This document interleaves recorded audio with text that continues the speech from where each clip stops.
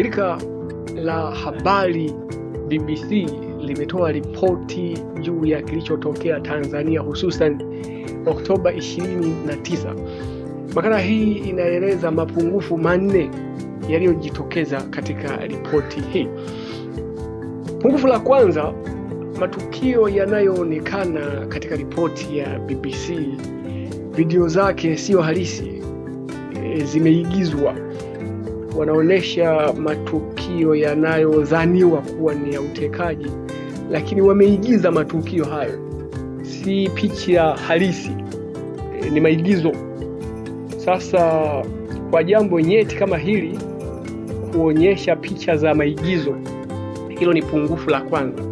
Lakini pungufu la pili lililojitokeza ni kwamba BBC wamehoji wakosoaji wa serikali pekee, lakini hawajahoji upande wa pili wa watu ambao pengine wanaweza wakawa na mawazo mbadala, kwa sababu unapokuwa unafanya ripoti yako lazima uangalie watu wenye mawazo haya na watu wenye mawazo mbadala. Sasa waliopewa nafasi ya kuhojiwa ni wakosoaji pekee.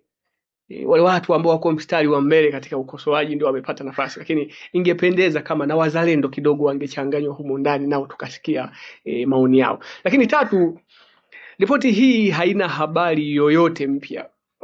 Mambo yote ambayo yanatajwa humo ndani ya ripoti hii ya BBC ni marudio ya taarifa zile zile ambazo tumekwisha kuzisikia.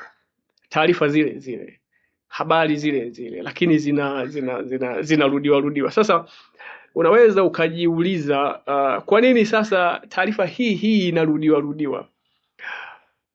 Hii ni mbinu ya mabeberu. Hii ni mbinu ya mabeberu, inajulikana kwa jina la compromat. Ni mbinu ya mabeberu. Mabeberu huwa yanakuwa na mkusanyiko wa taarifa mbaya kuhusu kiongozi fulani. Yanakuwa na taarifa zenye madoa, taarifa zisizovutia. Sasa mabeberu huzitumia taarifa hizi kukufanya uwe mtiifu, kwa sababu wana taarifa zako, wana mapungufu yako, wana madhaifu yako. Kwa hiyo wanakuwa na ule mkusanyiko wa taarifa ili kukufanya wewe uwe mtiifu, uweze kukubali kile ambacho mabeberu yanataka. Kwa hiyo ni mbinu safi ya kuwafanya muendelee kutawaliwa. Kwa hiyo mabeberu yanaweza yakawa yana taarifa zinazomtia doa kiongozi wenu, yakaleta kitisho. Kwa taarifa hizi huchomoki, kuna kuburuza mahakama ya kimataifa. Kiongozi akiwa legelege anaweza akaombwa mgodi akautoa. Ukiona taarifa hizi zinakaziwa kila siku, maana yake kiongozi bado hajalegea. Kwa hiyo ni dalili njema kuona taarifa hizi zinazumake bado lengo halijatimia, bado hajalegea. Lakini akilegea panakaa kimya, zinatunzwa kwa ajili ya matumizi ya baadaye. Hii ni mbinu ya mabeberu, inaitwa compromat. Mbinu hii hatari ya compromati imetumika na mabeberu katika maeneo mengi. Nitakupa mfano mmoja. Mbinu hii ya compromati ilitumika kwa rais wa Indonesia akiitwa Sukarno. Mabeberu ya Marekani yalimrekodi Sukarno, yalirekodi mtu anayefanana na rais Sukarno wa Indonesia. Yalimrekodi akiwa katika mahaba mazito na mwanamke, na yaliporekodi video ile yakawa yanamtisha kwamba sasa usipotupa tunachokitaka tutazivujisha video zako hizi.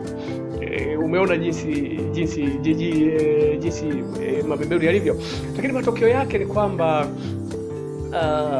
Sukarno yeye hakujali jambo hilo, na alijisifia akasema, kama huyo kweli ni mimi, basi watu watanisifia kwa shughuli niliyoionyesha hapo, na itamani zitolewe nakala nyingi zaidi ili na yeye awe nayo mojawapo ya kwenda kuonyesha nyumbani kwake. Alipambana na mabeberu kwa njia hiyo. Lakini The Panama Files pamoja na Manuel Noriega. Tunaona hapa The Panama Files. Rais Manuel Noriega huyu alikuwa ni kiongozi wa Panama. Huyu alikuwa akishirikiana na mabeberu kwa muda mrefu. Kwa hivyo kwa sababu alikuwa akishirikiana na mabeberu kwa muda mrefu, hayakumsumbua sana mabeberu haya, kwa sababu Noriega alikuwa akijihusisha na biashara kuna tuhuma kwamba anajihusisha na uuzaji wa unga. Sasa mabeberu kwa sababu yalikuwa yananufaika naye, kwa hiyo taarifa hizi yalikuwa yamezificha. Lakini baada ya Noriega kuacha ama kupoteza thamani kwa mabeberu yalimgeuka na yakatumia makosa yake ya zamani, taarifa zake za zamani, kumteka na kumchukua kwa nguvu Ikulu na kumpeleka Marekani, kama alivyokamatwa huyo rais wa juzi Bwana Maduro. Sasa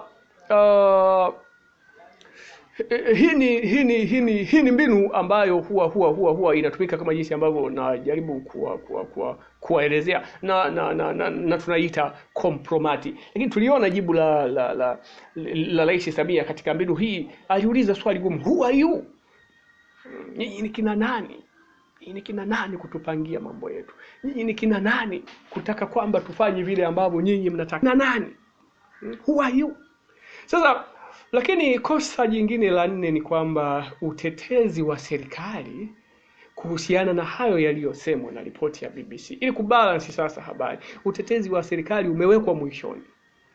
Huko mwishoni hakuna sauti, kuna maandishi madogo meupe yanayosomeka kwa shida, yamezungukwa na background nyeusi. Kwanza ni madogo, yanasomeka kwa shida, lakini yanapitishwa haraka ili usiweze kuyasoma.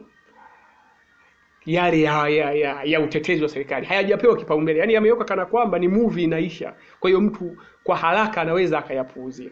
Lakini ukweli unaojulikana ambao hawataki kuusema, ukweli unaojulikana ni kwamba serikali ya Tanzania haijihusishi na utekaji. Hakuna serikali inaweza ikateka watu wake. Serikali ya Tanzania haijihusishi na utekaji. Ndiyo sababu imeundwa tume ambayo itatueleza mtekaji ni nani. Kila siku najaribu kueleza, tufikiri nje ya hiki tunachoambiwa.